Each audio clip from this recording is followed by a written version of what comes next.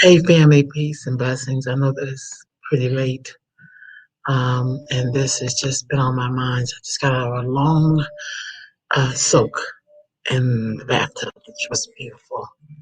Um, had the opportunity to soak in a nice, large tub, very deep tub.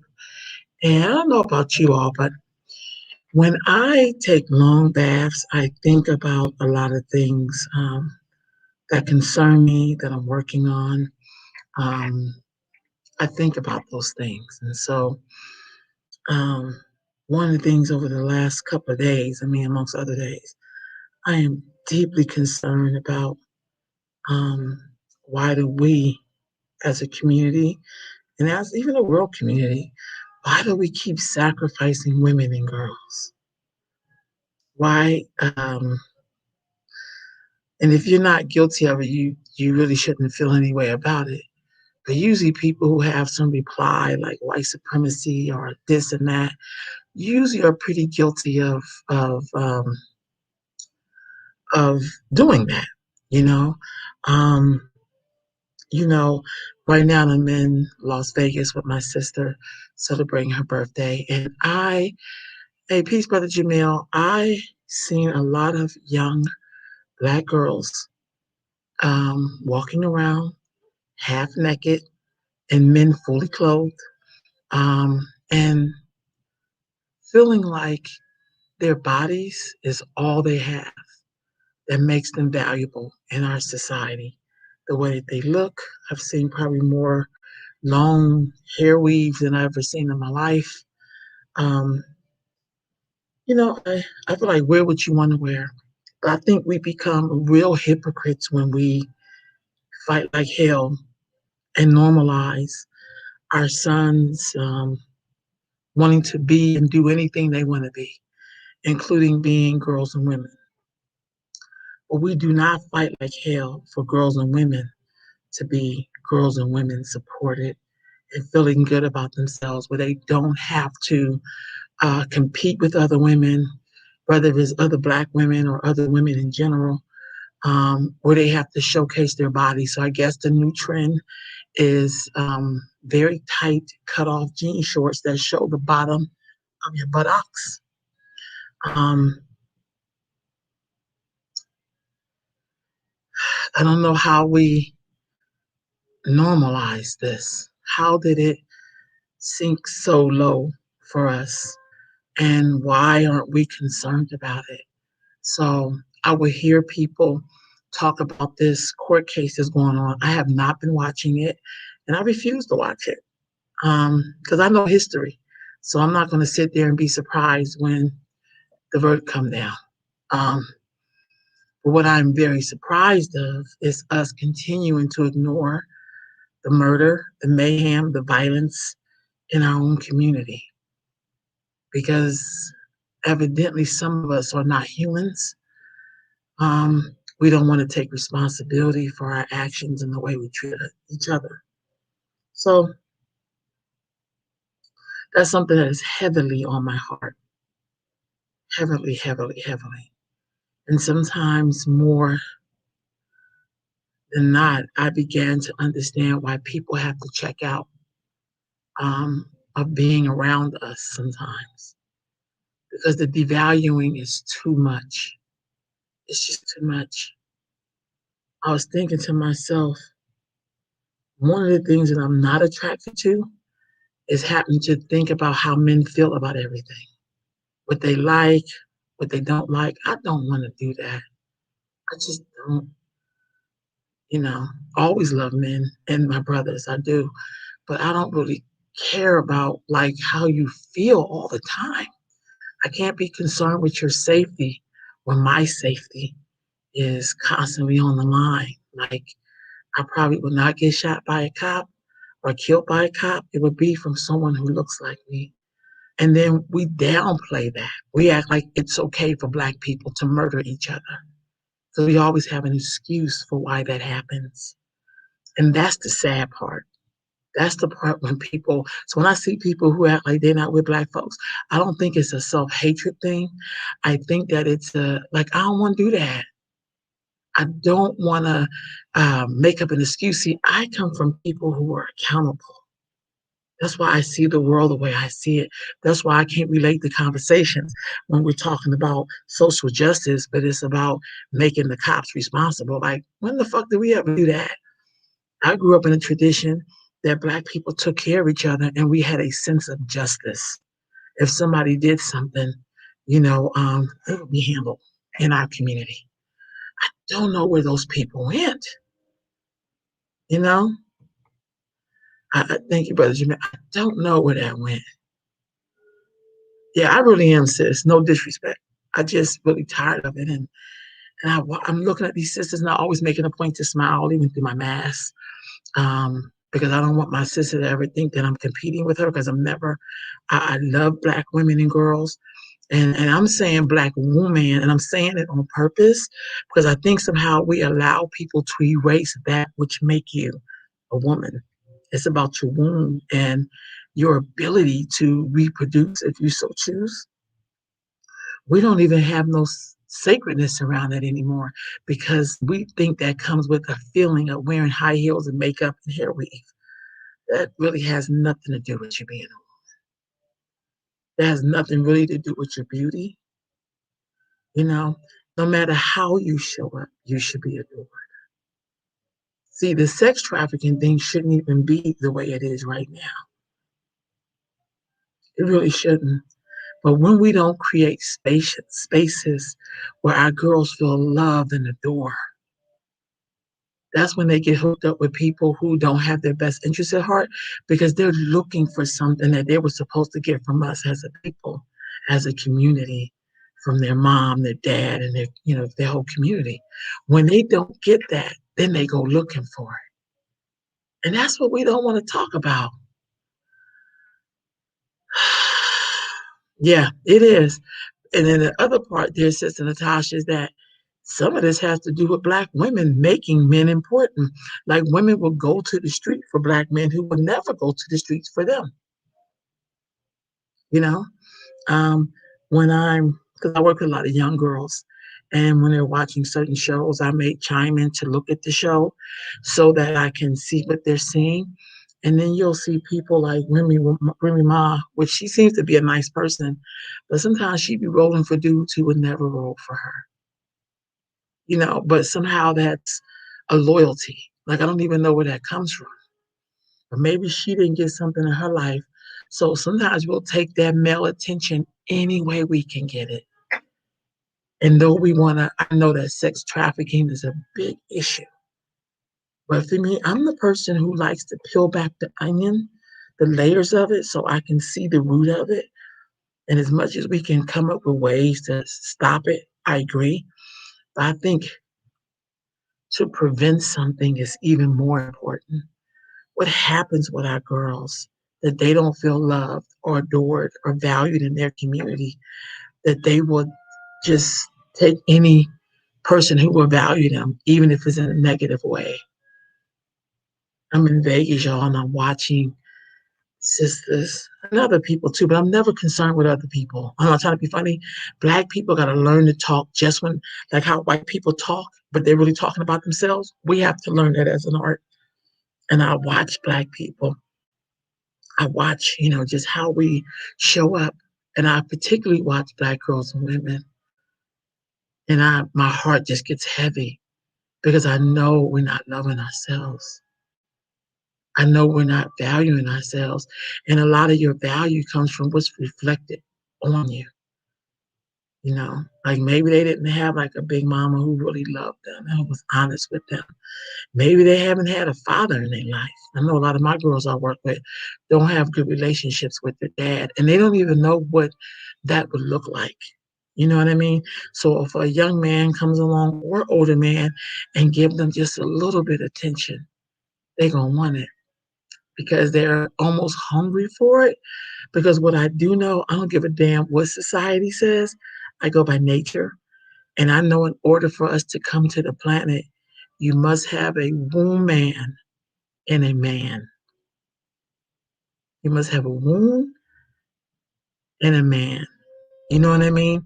You must have a woman and a man. So when those two people come together, those two spirit energies to make a person, there must be balance, you know? So I was always taught that your first relationship with a man is your dad, and your first relationship with a woman is your mother. So you're looking at their characteristics and how they live their life and how they walk on the planet. That is your first relationship, or what an ideal of a man, of a woman.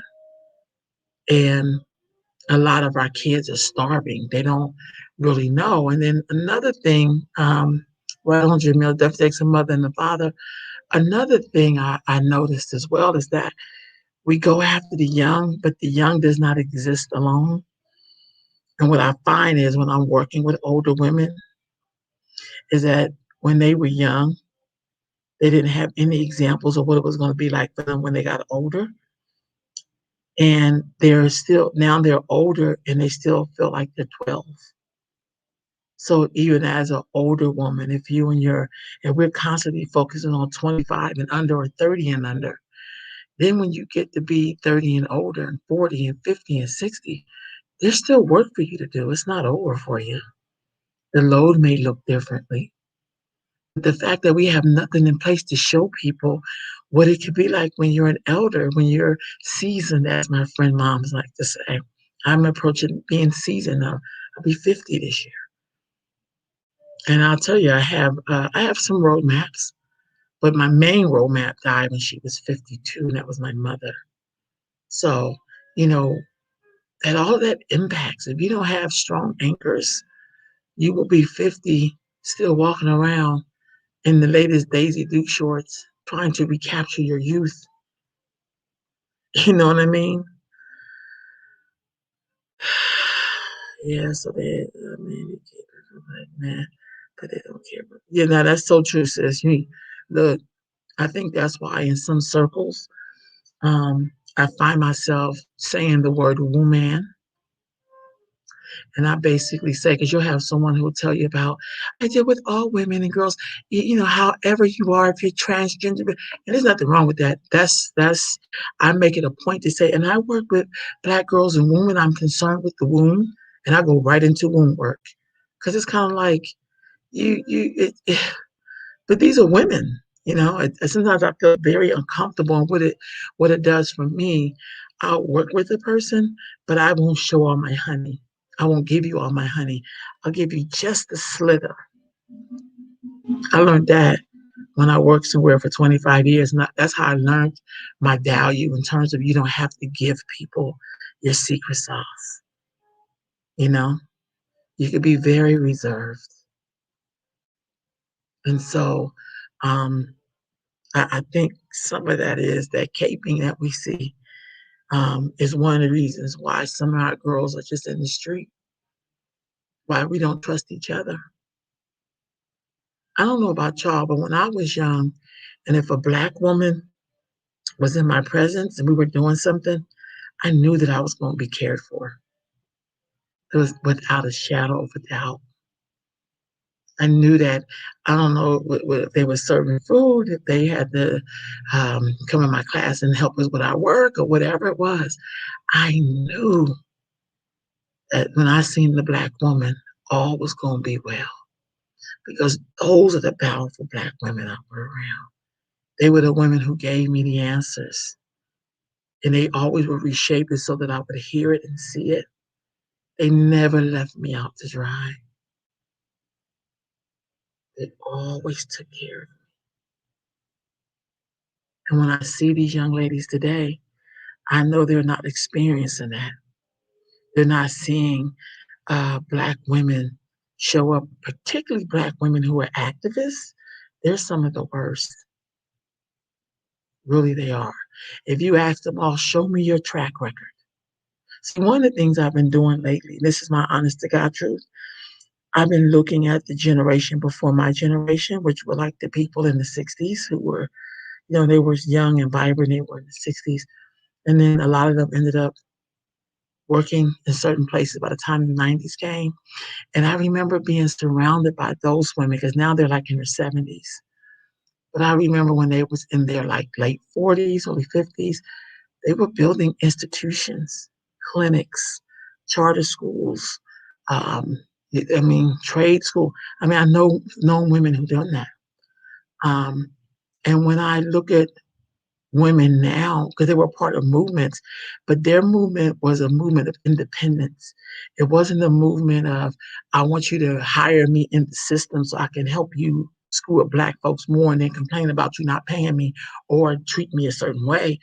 These were Black women who built their own systems because they came out of a tradition where you did not ask your enemy to save you.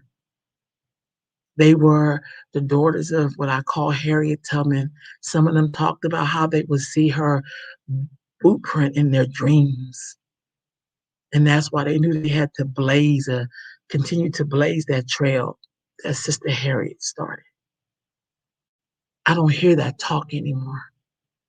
I've heard people who went off to the university, nothing wrong with that. Get your knowledge from wherever you can, but please do something with it. I'm not fighting for you to have a job at the state. I don't give a damn if you never worked at the state, but I will fight for you to get your own because other cultures have their own. One of the reasons why immediately Asian people got their stuff met because they're valuable. If Black folks didn't learn anything from the Stop Hate campaign or whatever that is they got to learn how valuable Asian people are in the United States. In California, 7 out of 10 homes is owned by an Asian. There's a Chinatown in damn near every major US city. There's also Asian banks everywhere. So even though we get caught up in this illusion of inclusion and integration, this group has their own separate stuff. You know what I mean? And this is not to say, well, you because people say you can't compare Black people because we didn't come here the same. Nor neither did our ancestors, but they had their own. So how do you explain that? You can't. Because even in their state then, which was straight up under this wicked system that we really don't know shit about.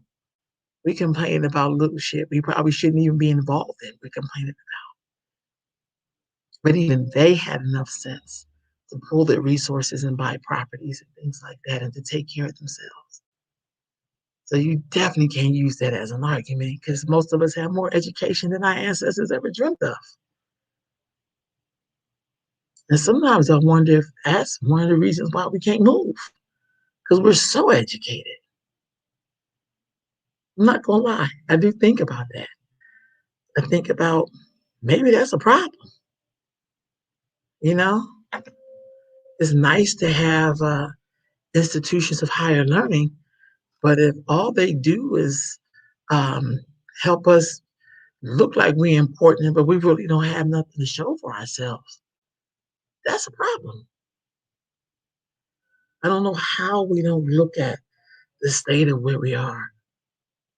I don't know how we don't. There's a famous brother, he's a scientist. I was able to meet him once. The brother looks like shorter dude. He has like his hair in a ponytail. He wears one little hoop earring. And he's a scientist and he studies frogs. He says if you want to look at where society is going and the norms of behaviors or the effects on human beings, you have to study the smallest creatures you can. And I think this brother picked frogs. And he talked about that what they noticed in frogs is that um, because we were poisoning the water. Heard this guy lecture maybe like 30 years ago. It's probably been that long. And he said he noticed that the female frogs, some of them had turned into male frogs because of some stuff that was in the water and some long, hard thing. I mean, this guy is incredible. I can't remember his name because I talked about him a lot, but I can't remember his name. And so I think sometimes we don't do that. We don't look at our young and ask, well, what's going on with our young? What trends are being set right now that's going to affect our kids as they grow? I purposely watch little Black girls. Like, you know what I mean? I watch their interactions with other Black girls, with everyone. I watch it all. And then because I've been around so long, then I've seen them progress, you know, um, elementary, middle school, high school, and then I watch a lot of them fight for their identity and for their identity to be valued. Now, sis, you up here telling the truth. No, it doesn't. And then they'll bully you and say you need to buy Black, you know, because, other communities just put it out there. We have to bully Black people. Oh, thank you, Brother Jamil, to talk about that chemical. Um, I wish I can remember this brother's name. I can see his face so clearly, but that his findings was just that's 30 years ago, you know, and here we are now. And I'm not saying people don't have different identities. I'm not, but I see when you see people pushing something, there's an agenda there, you know. And why don't we support? See, my thing is everything is like made up off of something that we think somebody else has that don't have. Like sometimes I hear mixed people say they're in between two worlds, and I feel myself, what worlds are you talking about? Because I know some pitch Black people who don't fit in with Black people. I met a lot of them. And then, too they're not Black enough for Black people, and they're too Black for white people. So, this is a myth that all Black people have a place. I'll say the same thing around sexuality. Like, we really don't teach girls. Yes, that's the brother right there. I can't remember Tyrone Hayes. I remember now. Thank you, Brother Jamil. I know he gonna remember that. Um, um, I just know that when Black girls, because I've heard one Black girl said to me once, "Why do we support young people when they're, if they're a boy trying to be a girl or a girl trying to be a boy? We get a lot of support for that. But if you're a girl trying to find your way as a girl, there is no support for that." And I just had to ponder on that because the truth of the matter is, I didn't have an answer. I did not even know what to say to this little sister when she said that to me. I'm not gonna come up with some kind of lie, or I don't do that because if she feels that way, that's real, you know. Um, I just feel like we have to be very honest that there's a real war going on. And the war, see, I'm one of those people, white supremacy is not going to be the answer for me, because when you're at a war, there is no boogeyman. Like you're not at war and you're fighting the person in front of you. You're fighting the person on the side of you. The person can be coming from the back of you. I mean, on top of you, under you, like you're fighting on all fronts. So there is no one front. We really don't have allyship. Some of it is just bullshit, straight up. But we lie to ourselves and act like we have allies when most people who are here are on the backs of us, you know?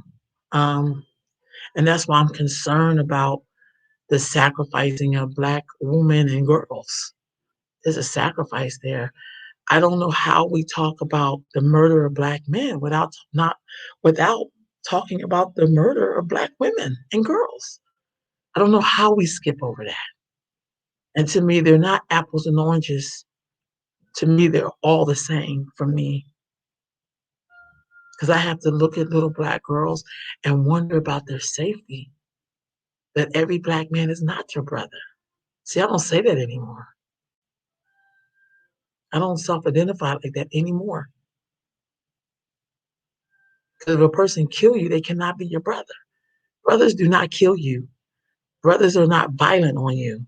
Brothers do not do that. That's not what brothers do. Dead serious. You ain't never lied, Natasha. We definitely fight for all other groups. And I really feel like it's a lonely road because sometimes I'm in the meeting as the only person saying, well, let me speak for the Black people that I represent. I almost try to I almost try to break that, like, I don't know who these Negroes are, but I'm Black, and this is what I know. And I come from a culture, I almost start talking like that so I can let these other Negroes don't speak for me. I don't know who these Negroes are. I do that. I do that because there has to be a distinction now if we're going to survive. There has to be a distinction. I'm watching other groups. Let me give you a good example. I was reading some stuff and it talked about the first this and first that, and I started seeing stuff like the first Nigerian American, the first Haitian American, the first, and I said, nothing wrong with that. But people understand the situation. They know they can't be connected to certain people, because that's their identity. They come from something, and I'm so okay with that. I'm not a generic Negro. My ancestors fought tooth and nail for me not to be a generic Negro. That's why I know my history and culture. No one can attempt to tell me about my ancestors because they left their own prints and their own stories. And they're like, we're not doing that. So people don't get to do that to you, or at least to me. You know, there's so many prints that they left here in this land. You know, I could tell you the plantation and my great grandmother and my great great grandmother walked off. My great great grandmother was born in 1817 and died in 1920. So this is not a generic history for me. I have a picture of her. And when I think I can't go on because it's overwhelming, I look at her picture and I get like a real strong sense of determination because I can imagine living to be 103 and seeing the world change so rapidly. I can't imagine that. So I don't get the right to give up, but I do have the right to have these thoughts like something has to give. We got to talk about this sacrificing of Black women and girls. We got to talk about why we don't protect them. We have to talk about why we are so afraid of looking at things that happen to us as a people because there's some power there. We really can control our own narrative. See, we're so quick to say we don't control nothing, but we do.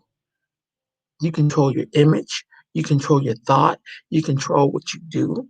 You have a lot of control if you decide to take control. So you really don't have to be, because our ancestors did it. They figured out all kind of ways to detach themselves from this madness. And they had less education, so-called education, and they had less resources, more than what we got.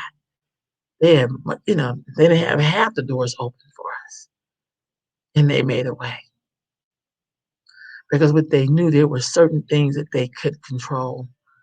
They can control how they reacted. They can control how they love on each other. That's why we're constantly always coming up with slang. We always constantly come up with ways of talking to each other, of pounding each other up. Like we always come up with ways to express ourselves without the so-called larger population even know what we're doing. We got on the plane today. This to show you how I think this whole thing we call white supremacy, or my friend calls it white supremacy delusional something, delusional white supremacy. That's what she calls it. Um, there was a Black woman in a wheelchair today, and she had a Black girl and two white ladies with her, whatever. And well, he only seen them two first, and he tells her only the wheelchair person and one person can get on with her. So she let this other lady go because she had a higher number. And then we watched a little white boy come by his little scooter with his foot on scooter and take two people on with him, no problem. And I said, see, I don't think you can ever correct that about white people. I think it's in their DNA at this stage in the game. Because he did it like it wasn't even breathing. He didn't even once say to the white boy, no, only one of your friends can go on with you the same way he did the sister. Because in his mind, that he had to limit this person. And I think for me, when I think about this slavery period or just our ancestors, it was all about making them feel less than human. And our ancestors had to figure out a way to not buy into that stereotype, how to let those feelings roll off their back and keep it pushing and to build something so that we will be here. I don't know about y'all. I'm so proud of my ancestors.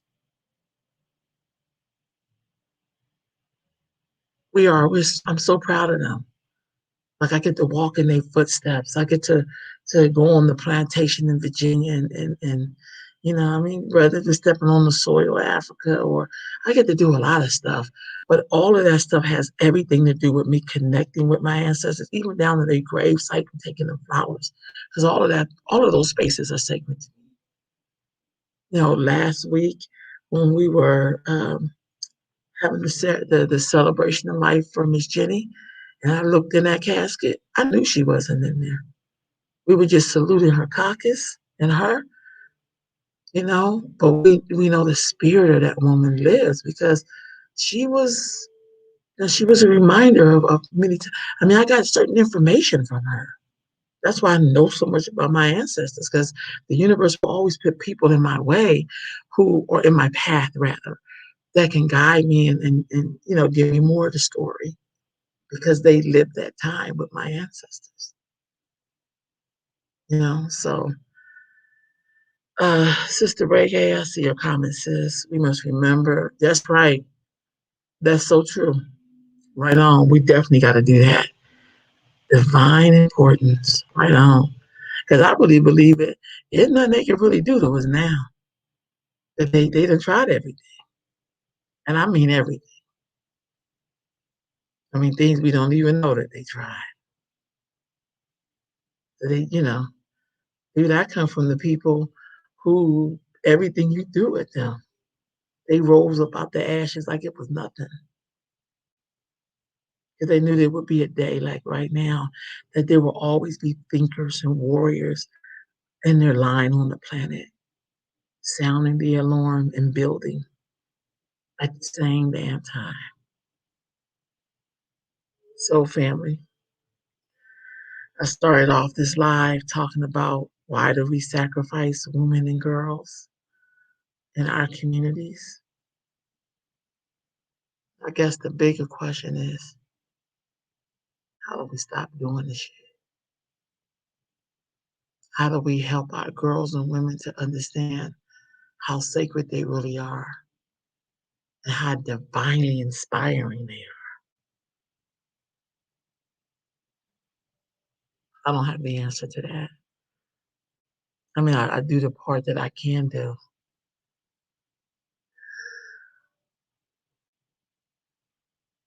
but I know we got to do something because we really can't afford to lose any more of us. Can't afford to lose any more of our girls or women. I want for women and girls to know that when you're in a relationship, it don't have to be a lot of goddamn drama. You don't have to be the fixer-upper person. You don't really have to understand nobody else's pain. If a man comes to you and all he got is pain, leave his ass there. Because real men don't bring you their pain. I learned that from a relationship I was in. Because in the culture this man was from, men handled their stuff with other men. They didn't bring that stuff home to their women. But in our tradition and culture, we think that's our job. That's not our job. That shit ages you. You are the sacred portal. So you can't be holding on to shit like that. Because your body was designed for you to produce, and the environment has to be right.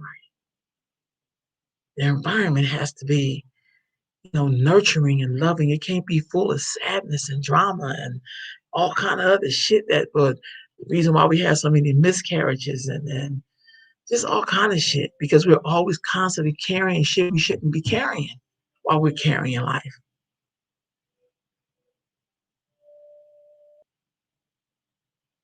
Right on, sis. And I don't even, and I get you. I think people just come up with shit though. Because the generational curses is like, we are in America that had slavery. What more of a goddamn curse could that have been? You know, somebody said we forget about those generational blessings that we still riding on. Because I know I'm still riding on my great great grandmother's prayers and her blessings that she has stored up for generations she would never meet or see. So 100 years after her death, we're still saying her name. Her picture's in everybody's home. And when I look at the women in my mind, I know why we have the strength that we have. I know where that comes from, right? I like that to get her together. We rise right on, Sister Ray. I just think sometimes I reflect on them so much, especially when I'm having these moments. And I'm not saying people don't have to do what they have to do. I know women did all kind of stuff that they probably never told anybody. But I also think if they had a choice, they would have did something different. And I think we have a lot of choices. And it may not be the choice that you want. It just may not, but you can always create it. And I had to really think about that when I was, thinking about this topic. Um, I was really thinking about that. Like, why do we sacrifice? My thing is, how do we stop it? How do we recognize all of these murders? Every 8 hours, a Black girl or woman is murdered in America. There's a Black woman who track all of these stats. And now she has like a little team that's working with her. And she talks to a lot of these families. And for the life of me, I don't understand why we're just ignoring it. I don't hear none of the Black outlets talking about it. We got the audacity to be embarrassed of our own dirty ass kitchen, of our filthy ass backyard. But yet we turn to white people like they're the gods. Maybe they are the gods for some people. They're not my God. But for some people that may be their God. Because God knows we can't do shit without him. Maybe. So family. Lordy, Lordy, Lordy. I'm constantly in prayer, constantly in gratitude, and we just gotta do something. Do we have to go inward? I know that when Sister Harriet Tubman was making her trips, some of her paths I've been on during the road trip, and I couldn't imagine her feeling like I'm not gonna go for freedom unless I free the white people first, or unless I free my slave master first. I'm pretty sure she did not do that. So when I hear people say we have to free them so we can free us, that ain't nothing but a slave talking. The enslaved person will say, get free. Liberate yourself now. And we have to have real liberation. We got to figure out how to have some conversation with each other around some of these things that we're pushing out like it's normal. We got to really talk to our Black girls and women about loving themselves enough not to give themselves away, not to show all of your body like that. And I feel like this, I'm not body shaming because I don't even know what the fuck that really means. Like, if you see me not looking correct, say something to me. It ain't that deep. So it's some shit you're not gonna ever see me wearing. And that's okay. And I've been like that since I was a kid. So that's a tradition I grew up in. I was taught that my body was sacred. I wear waist beads, but no one sees them. And I wear them all the time. I had them for years. And the only person that's seen those waist beads has been my partner. I've been with my partner. So, you know, that's the only person who's seen them because they're sacred to me. They're my adornment for me. It's not for anybody else. And I feel like when you're on a planet and you know there are sick people, we must help you to protect yourself. I don't think it's that people don't want you to um, show your beauty if that's what you want to do. But we gotta protect you because we got real sick people out here. I'll give you a good example.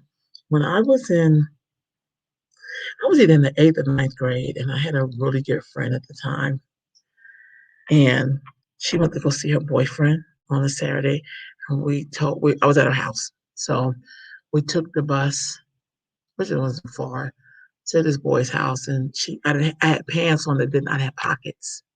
And so she was holding my bus pass, and her and the boy got in an argument, and he tore up our bus passes. But he didn't know they were together because they were like folded up together. And so, she was like, we could just hitchhike. And the first thought of my mind was like, oh, that's not a good idea.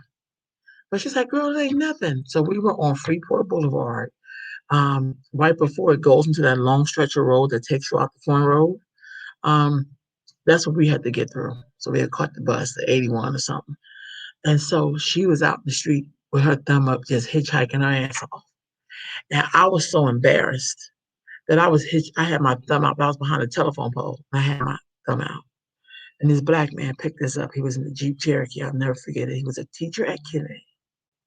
And this man, I sat directly behind him. She sat in the front seat, just, oh, like it was no problem. And this man proceeded to give us a lecture about hitchhiking. I will never forget this. First, I was sitting behind him, so I felt like if he tried anything, I'm going to choke the fuck out this man. Like, I'm not, because in my mind, I knew I shouldn't have done that. See, I come from accountability way back. I could have blamed it on being young, but I knew better. So he had given us his whole lecture, and by the time we got out his Jeep, I vowed I would never do no crazy shit like that ever again in my life. Like I will never do nothing like that. Well, my friend went on to murder her husband and do like 12 years in prison. And it was just those little things. Like I had to stop hanging with her after that, like after the hitchhiking thing, because that wasn't me. Because I was always raised to be accountable. My mother used to tell us, you are always accountable for your actions. I don't give a damn if you're 15. Like because you're my daughter. You're my daughter. I know what I taught you. So even when I got in that car, in my mind, I knew that was wrong. I knew it. But just trying to be with my friend, this sister Natasha saying, okay, sis, I'm gonna get to your comment. Let's see. Any more black women to speak out? I found out about the thank you, sis. For sharing that story. Sis, you need to come on and talk about this with me on my show. Um, because I feel like we need to talk about it. And I think there's a lot of this it's kind of like when things happen to us, we're almost like voiceless. Thank you, Brother Larry. We're voiceless. We're embarrassed, we're ashamed, we don't want to talk about stuff, but we need to. We need to talk about it.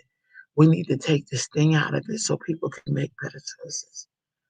I don't know about you, but I know in my family, in my mom's line, the women's their first child is not their husband's child. Like then they got married and had the rest of the kids. And I feel like when we don't share those stories, particularly us as Black women with our daughters, they tend to repeat some of the same things because we don't talk about love. We don't talk about the need for nurturing, the need to want to be coupled and paired with somebody. We don't talk about that because we live in that place like, I don't need a person, no way. Like we tell ourselves that, but we know that we need something. We need that, you know. And that's I watch girls do it. They say they don't need something, but then that's why they're doing some of the crazy stuff because they're trying to get somebody's attention. You see what I'm saying? I'm here in Vegas and I'm seeing Black girls just walk up and down the strip. All of them look pretty damn much the same. These new, I don't know if they're new for me because I've never seen them before. They're like cut off jeans and they kind of go up in your butt and the bottom of your butt cheek is hanging out the bottom of the shorts. And so I'm just kind of like, you know, looking at these women and, I speak and say hi. And, I'm still extending the hey, little sister, hey, like, but in my mind, I'm like, baby girl, you don't have to show your wares. You don't, what you're looking for, you won't get this way. you would get more scars. And I'm talking about the scars on the inside. That when you finally wake up and try to build that family with someone, you're going to have to deal with all this damn baggage. And for the life of me, I don't know why we don't want to talk about that. I don't know why we don't want to talk about violence in our communities. Why we don't talk about when you're rearing your children, how to, you know, demonstrate or talk about what does it look like to talk to people, to work out your differences and your, we don't talk about that. We talk about you hanging on to something that sometimes it's done, it's over. You could be friends if you need to be. But someone being possessive, that's not love. That's why every 8 hours in America, a Black woman or girl is murdered. Because we don't know how to let go. And every time I read these stories, my heart just breaks because we're killing the sacred portal. And if the sacred portal dies, none of us will be able to go here. So, family, let's stop this shit now. All right, family, I'm gonna wrap this up. I didn't realize it was like 1:30 in the morning. I did take a nap early today. That's probably why I'm up. But I'm going to do one edit because I'm writing a book, and then I'm gonna go to bed. So, thank y'all for listening, for commenting. Um, these evening talks always help me. And also, today is my sister's birthday, so happy birthday, Khadijah. She is damn, she's 46. Girl, you getting up there? I know I'll be 50 before you. I know, Khadijah. So happy birthday. Y'all have a great rest of your day. Peace and blessings, family.